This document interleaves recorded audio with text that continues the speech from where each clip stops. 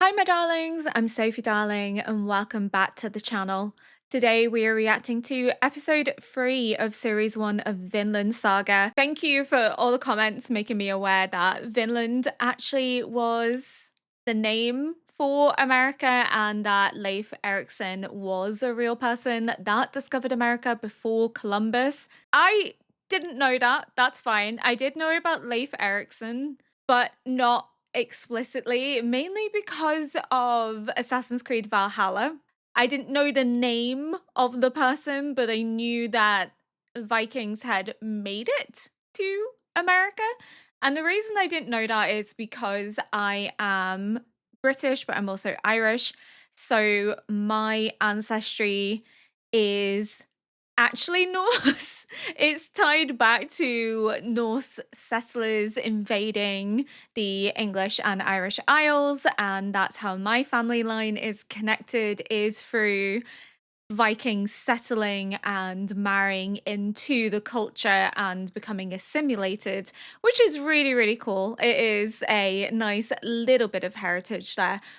But because of the strong connection that the UK and Ireland have to Vikings and the settlements and the invasions, we don't learn about the American side of things. We don't learn about the connection to America because obviously we are more directly dealing with invasions and settlements and focusing on that era of history. I was saying on Patreon about how I had actually gone to a Viking excursion as a child, and I vividly remember this experience. It was in York, and it was like a reconstructed Viking settlement. And it had like villages and houses, and you got little like garbs to wear and a shield and a sword and a helmet, and you learned how to perform drills and you had to perform guard duty. You learned how to make bread and crush grain to make flour. It was really, really interesting. I must have been about like 9 or 10, and I have a video of this. I don't know who filmed this. I think our school must have filmed the event, and my parents must have bought a VHS of it. And there is a video of it somewhere. I don't know if it still exists. It's been a very long time since that event. So I don't know if they still have it. I'm gonna have to maybe have a look next time I go and visit my parents if that is there. I'm not sure. But I just have vivid memories, especially of it raining and being in this like tunic. And obviously, we had our school uniform on as well. The tunic went over the school uniform, but I had to perform guard duty, and I had my shield and I had my little spear, and I was loving life. It was essentially a day in the life of a Viking settler because we were learning about the Vikings in history at the time. And again, we were so close to York, which has some really big Viking settlements, that they were like, oh, this will be a really fun school trip. And it was a really fun school trip. So much so that I still remember that trip in vivid detail. I remember the food that I had. I remember what color my shield was. It was green and white. I remember performing the drills. I remember getting to make bread and then being able to eat that bread with my stew. I remember we had little like fake horns, drinking horns. Obviously, we didn't have ale. We had ginger beer instead, but that's sort of like the only school trip that I have vivid memories of because it was that good. It was that unique of an experience. Whereas there's other school trips that I know I went on, but my memories aren't as clear. Like I have a vague recollection of going on them, but not in as much detail. Regardless, it was a really, really fun experience. But I just wanted to clarify that's why the connection to Vinland and Leif didn't click for me, because my school days were more focused on the invasions and the conflict between the Anglo-Saxons, and also how, because of the Vikings raiding and invading England, we actually had our kingdoms formulated under a single king. So that was how England became unified, was because of Viking invasion, that we unified under a single king rather than multiple different clans ruling different areas. But yeah, fun little history, nostalgia, flashbacks with Sophie today. But I just wanted to specify that I'm not being stupid. It's just not something we are explicitly taught because, again, our connections are more directly linked rather than learning about something that never really happened to us. Whereas because we have direct connections to the Vikings, we have lineage still to this day in the country that ties back to that ancestry. We're obviously going to be teaching about that rather than anything else. However, we're going to get straight into this because I've spoken in detail in the past 2 episodes about where I think the story is going. So I'm not going to repeat myself here. If you want to know what I said, you can go back and watch the other 2 videos. I just want to try and make sure that I'm not overly stating the same things over and over again.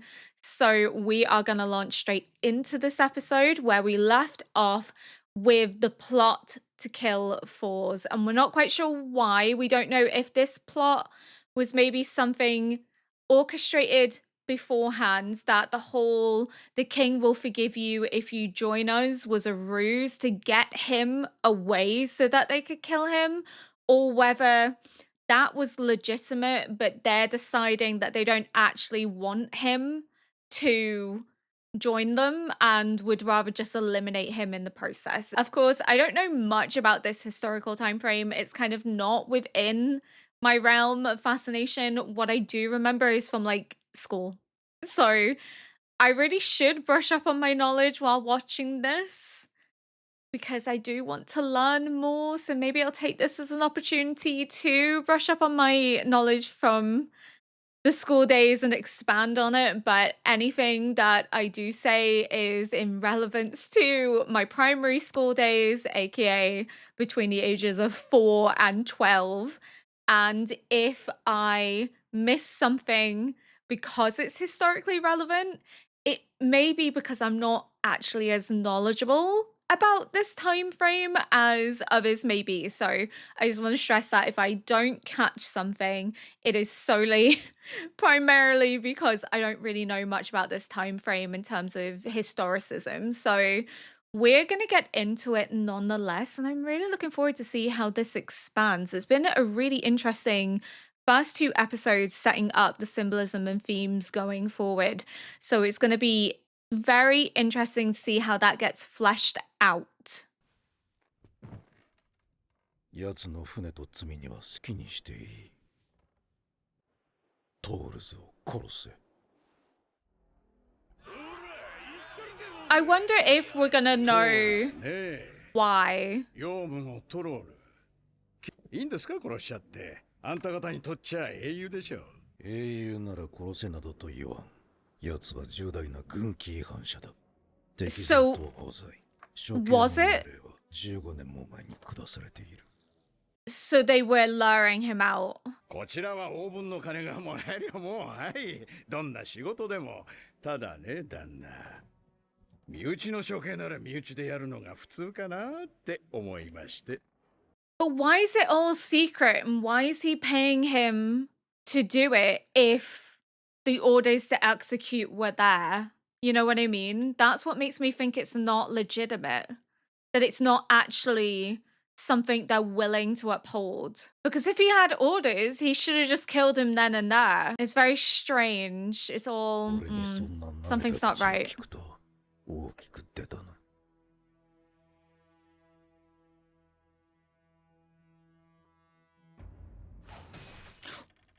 Whoa! What the fuck?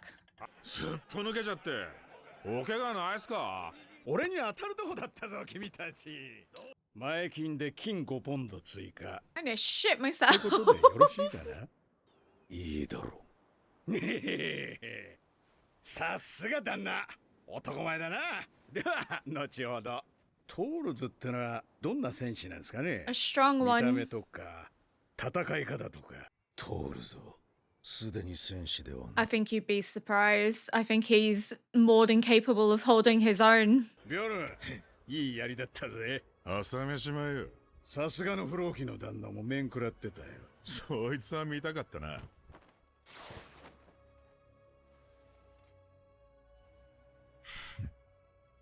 口だけではないようだな。Oh, what? This is all so crazy. So basically, there was somebody waiting there to kind of dispatch him if needs be. Or maybe they were just going to dispatch him anyway if he disagreed. But they already suspected that he was going to double cross them. So he's playing along, being all nice and jovial and friendly. But Bjorn already knew that potentially they were going to get double crossed. So the spear throw was designed to get rid of anyone that could have harmed his. I don't know what their connection is, like his commander, maybe. But was I stupid and missed the blood? Or like, did the blood not show on the tapestry? Yeah, you can't see the blood on it, only when they pull away. But I should have known because of the way that it indents inwards. It doesn't look like it's in wood. I should have guessed that there was something more to it, but that's still fucking crazy. There's gonna be so much double crossing in this show, isn't there? And it's gonna be really hard to follow, like, who's actually friends with who and who's betraying who and what. What if he actually tells Thors what's going on? What if he decides that he doesn't trust Loki? I don't know. He could end up seeming like he's going to be malicious, but ends up actually not being malicious. It's so weird. If there were orders to execute him 15 years ago and you still had the right to uphold that execution, why wouldn't you have done it then and there, where the law would have stood? Why are you doing it in such a sneaky, cutthroat way and paying someone to do it? Because it's not actually authorized and legitimate. It may have been authorized 15 years ago, but it could be that the king actually wants Thors on side, is willing to let go of that grudge and allow him to redeem himself by fighting in this conflict. If they knew where he was ages ago and they really wanted him dead, they could have had him killed at any time. Why is it being done in this weird secret way on the Faroe Islands when no one can see, when no one can witness? It's because Floki is doing this without the consent of the king. He's doing this for his own grudge and his own reasons against Thors. Or he's being paid by someone else to do it, but I don't think he's being paid. I think it's like a personal vendetta, but as to why, we'll not know, I guess. I think that'll be kind of the mystery element for it, is why is he? And they might drag that out for a couple of episodes, but yeah, it's not believable because if it was truly sanctioned, you would have done it already. You know, you wouldn't have to lure him away from the village. You would have had legal standing and legal precedent to actually execute him on the grounds of desertion, but you didn't. You fed him this whole cock and bull story of, if you come and join us and fight with the king, because that's what the king wants, everything will be forgiven. Why are you luring him away? このゲイテルの子あれ男になる時が来たんだ。分かってる、何も言うな。もちろん楽な旅ではないだろう。君にイングランドでぶんどってきた首飾りをプレゼントするよ。そしたら俺とその Oh, he loves her. お弁当忘れてる。何しんの塩漬けはみんなにも分けなさい。 She's like, I just want to go to bed. I'm tired. And he's like, Mom, I'm proposing over here. Like, go away. 待っててな、ユルバ。ユルバ。ちょっといいかな。 Are they all proposing to her? よそ当たってくれる？ Oh, she's like, for fuck's sake, guys. She's gonna have her pick of the spoils when they all get back. しかし全部で5人とはちょっと少なすぎやせんかの。トールフが5人でいいと言うとるんじゃ。Oh, so he's only taking 5. 仕方ない Okay. な。しかしの、やっとこう船を動かせるギリギリの人数じゃ。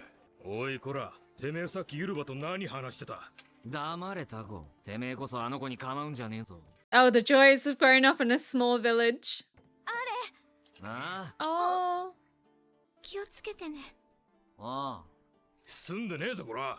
んだとこら。 Oh, she actually likes him. お嬢ちゃん She's so cute as well. ならいいことを教えてあげようか。戦場に行かないの？内緒内緒。 Oh, they don't know. トールスのやつ若造どもをそこへ置いてけぼりにするつもりだ。 He doesn't want to put them in harm's way. He wants to protect them from war and violence and send them back home. 5人っちゅうのはわしのボロ船で連れ帰れる限度に過ぎん。 That's why he's あい only つは picked 誰 5. 一人戦場へ連れて行かんよ。 Oh, what a good man. トールス I'm と gonna は cry. そういう男だ。トルフィン、おい、どこだ？ Oh, please tell me he gets to say goodbye to his dad. Why do I have a feeling he's not going to, and he'll never get to see his dad again? That their last moments together are going to be one of anger when he ran out on him. トールズさんは一人で戦場へ行くの？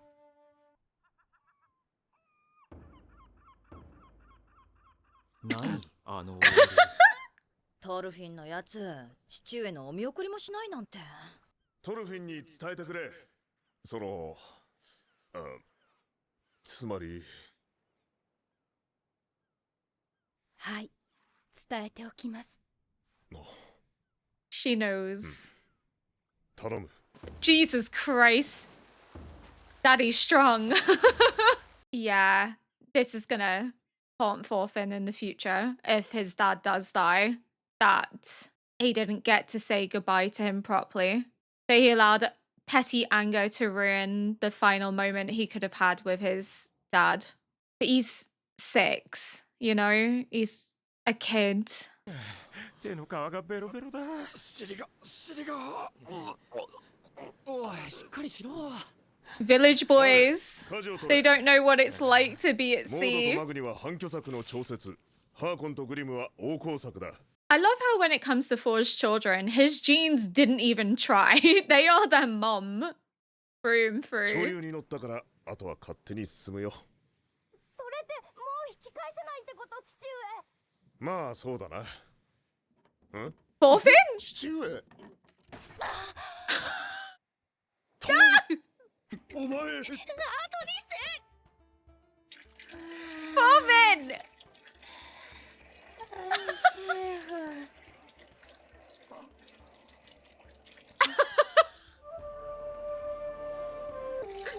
このいたずら。 He's so happy to be here, but it's so dangerous. He sees himself in his boy. しか The し excitement. なこの山。フローキーの旦那さ。どうも隠し事が多すぎる。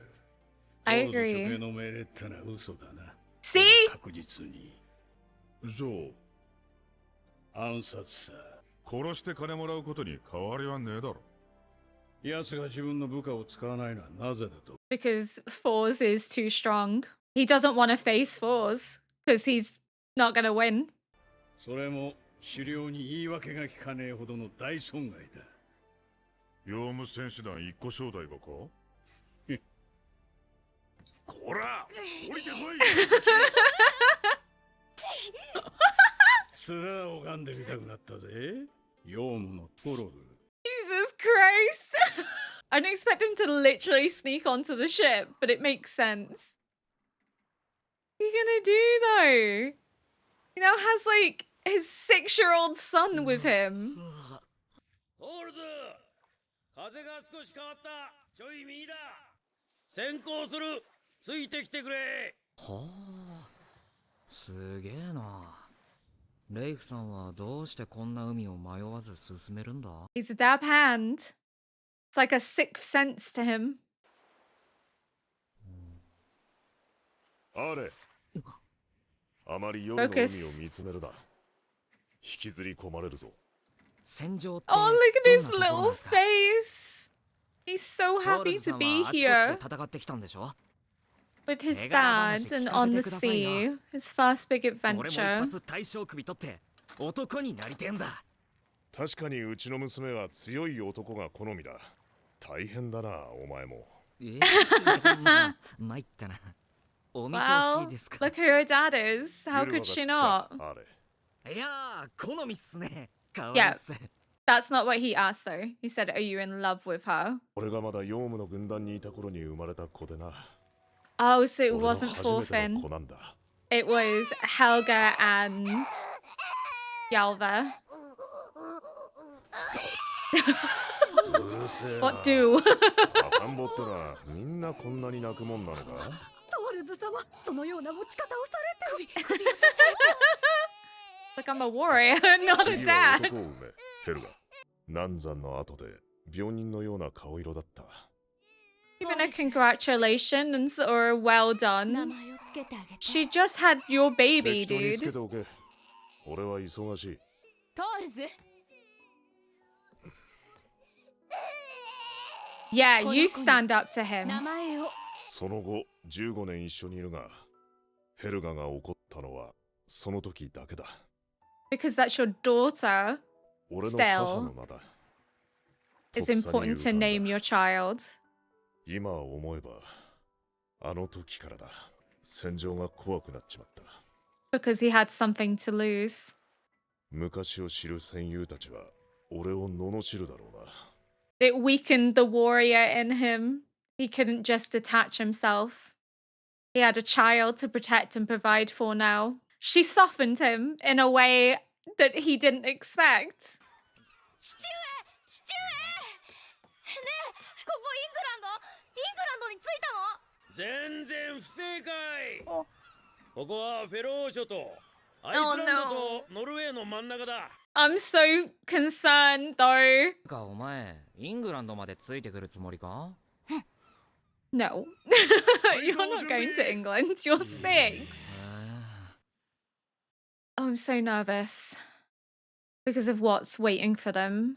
But also the fact that he has his boy with him.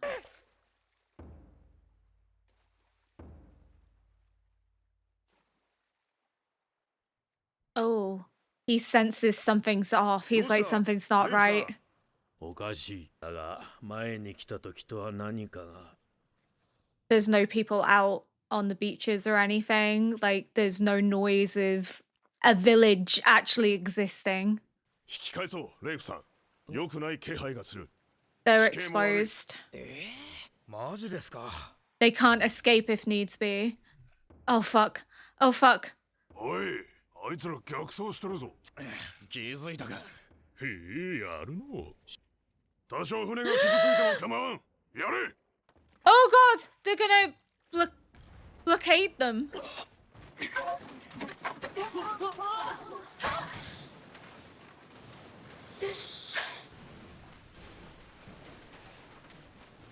入り江の出口が。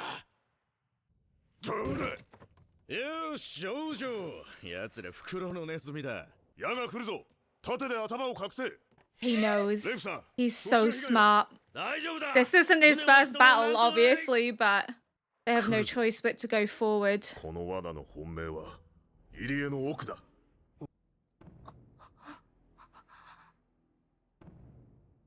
He didn't want to bring these boys into a battle, and now he has no choice.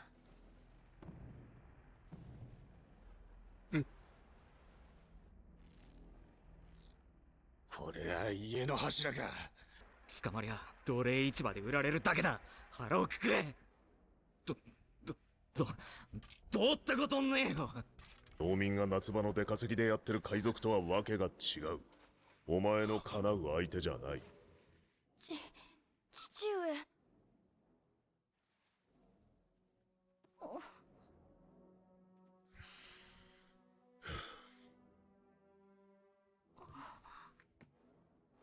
トールズさん。 He's gonna see his dad in action. Am I gonna cry? Probably. トルフィン。身を守るためだけに使え。 Oh, he's trusting いざ him. という時だけだぞ。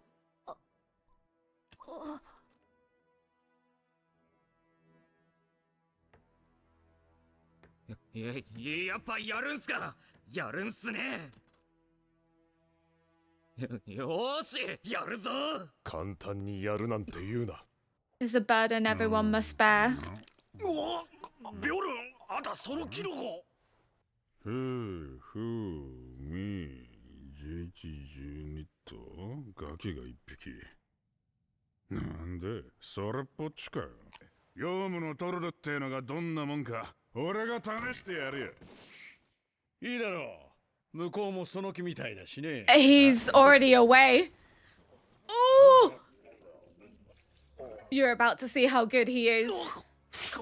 こいつどっから降ってきやがったうわ兄貴 He's only gonna kill if he needs to, I think. He wants answers. He wants to know who's doing this and why.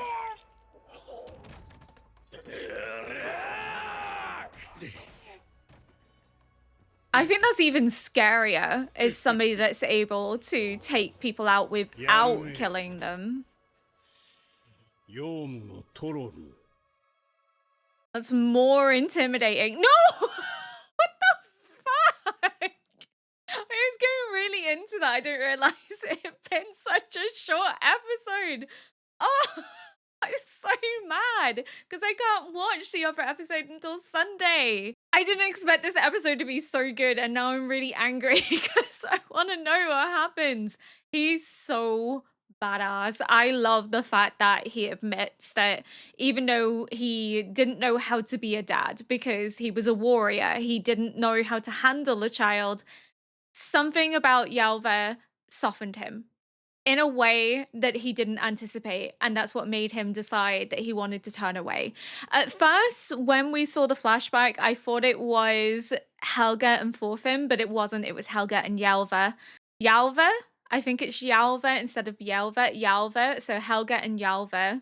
And he's able to think about what he will miss out on if he dies here. He needs to be there to protect them, to look after them. So that's what makes him turn away and fake his death, is his family, is being there for his daughter, is being a dad and actually knowing what to do with her rather than being this inexperienced man who's like, how do I make it shut up? I don't know. And I love seeing her put her foot down. He's like, you just give her a name. And it's like, no, this is important. You're supposed to name her. Names have power and meaning and also connection. In Norse culture, seen as a gift. You gave the child a name. It was a whole ceremonial aspect to it. It was the first gift you would ever give to a child was their name, and the name would be either linked to ancestors, it would be linked to those that have passed away, or it would have connotations for your hopes for them for the future, for what you want their destiny to be. So the fact that he was about to go away on campaign, and this was also their first child, Helga's adamance that he names their child is because it may be the only gift he ever gives to their daughter. It may be her only connection to her father is that he named her, and he named her after his mother that had passed away, so that again ties her to her family ancestry. And I did just have a look to see what her name means, and it is a Swedish female name of Old Norse origin meaning she-wolf. And it is a name that carries the connotations of courage, tenacity, and individuality. And we already see that courage and tenacity in her. She's very fierce, she's very strong. She is unwilling to accept anything that she doesn't feel benefits her. She is a very fierce woman to be reckoned with, to the extent that she's not scared to openly speak out in defiance, especially in relation to her father. She's very quick to condemn and call him out if she doesn't agree with something that he says, which is really refreshing. But it was just nice to see how Thors goes from being this battle-hardened warrior to deserting. We get a bit more context as to the reasoning behind it. We get to see that it is because of his wife and daughter and wanting to be there for them that makes him decide that he would rather betray the life that he's known and be a deserter than to risk losing this future with them. And oh, it's just so heartwarming to see him want to be a dad. He doesn't know what to do with her, but he still wants to be an active presence in her life. He doesn't want to be a figment of memory to both Helga and Yalva. So I completely have a lot of love and admiration for Thors already, and it's been 3 episodes. I think he's an absolute amazing father figure. I think the way that he's able to try and teach the gravity of what it means to kill and death, that war isn't this exciting, invigorating event. It is bloodshed and violence and death, and it should be accepted as such. It's not a way to solely obtain heroic status or to make a name for yourself.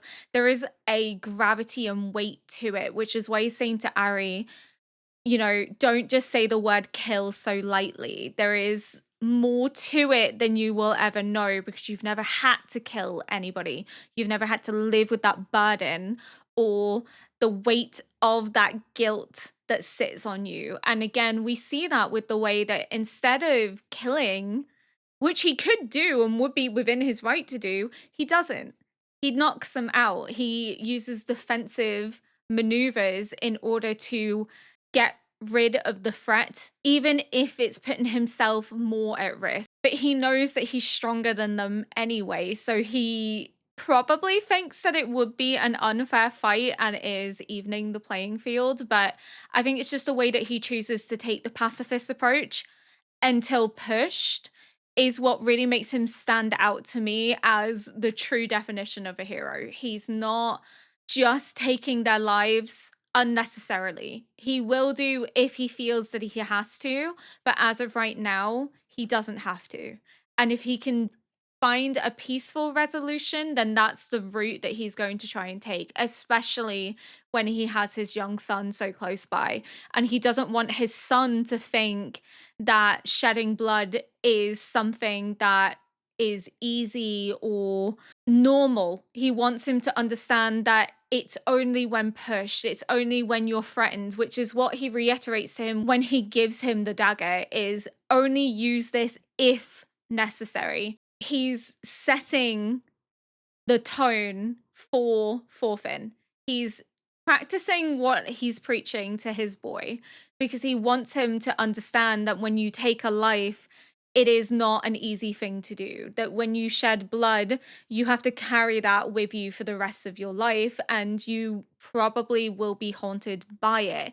It's not an easy burden to carry. He wants THORFINN to be aware of that, but to also not be a fool and rush in because of the thrill and the excitement and the adrenaline. He wants him to think and be smart about his approach, to be methodical, to weigh up the risk. Does he need to shed blood, or can this be resolved another way? He doesn't want THORFINN to only rely on violence. He wants THORFINN to look for other avenues, for other ways to reconcile differences. And I think it's really refreshing to have a character that is capable of destroying all of them and holding his own, practice what he's teaching his son, and to drive home that message that it is not an easy process taking a life, and to be smarter and more aware of your surroundings, as well as the fact that he didn't want these young boys in general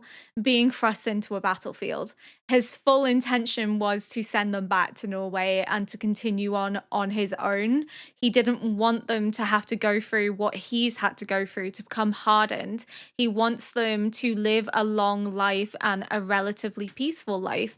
He doesn't want them to have to bear the scars and the trauma that he has had to bear because of his time in battle. But it's just so touching, especially because he is a father himself. He has kids. So that probably also plays into it, that he doesn't want these young boys to go through it, because he wouldn't want THORFINN to go through it. He wouldn't want his own son to be on the battlefield and at risk. So if he can protect other people's sons in the process, then he's going to do so.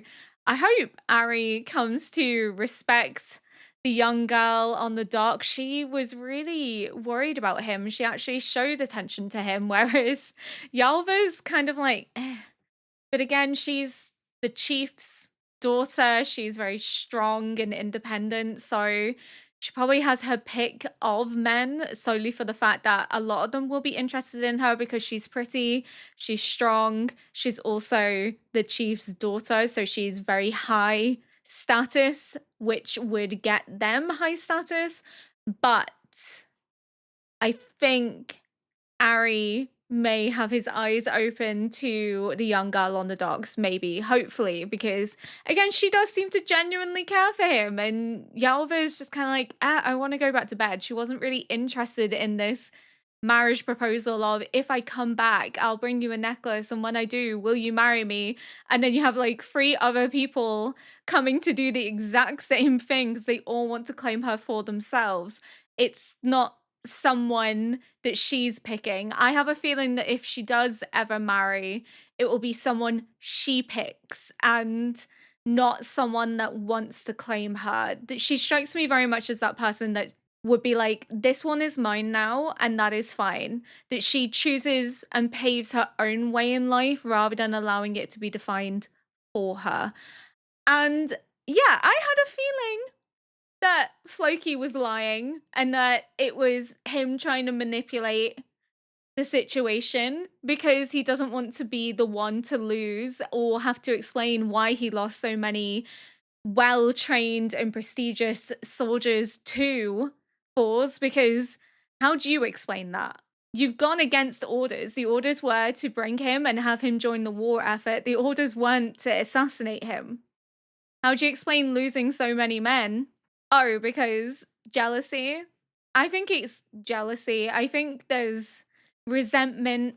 Wonder if maybe it could be connected to Helga because she's the commander's daughter. Maybe he was interested in Helga and Helga spurned him for Force, that she chose Force over him, and it could be tied to that tension, which would be really fucking petty if that was the case. If he's held a grudge for this long because Force married the woman that he loved and deserted to be with her and their daughter, then that's just fucking pathetic, regardless.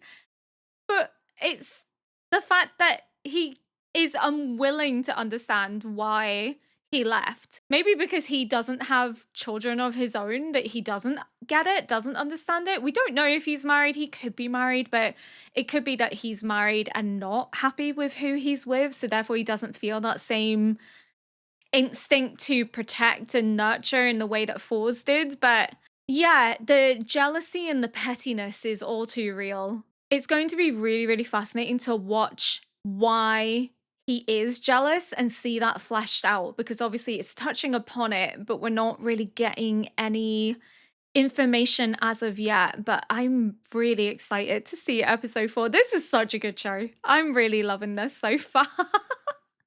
Thank you so much for watching. If you enjoyed this react, please consider liking, subscribing, and leaving a comment below to help boost this video into the algorithm. And until next episode, bye!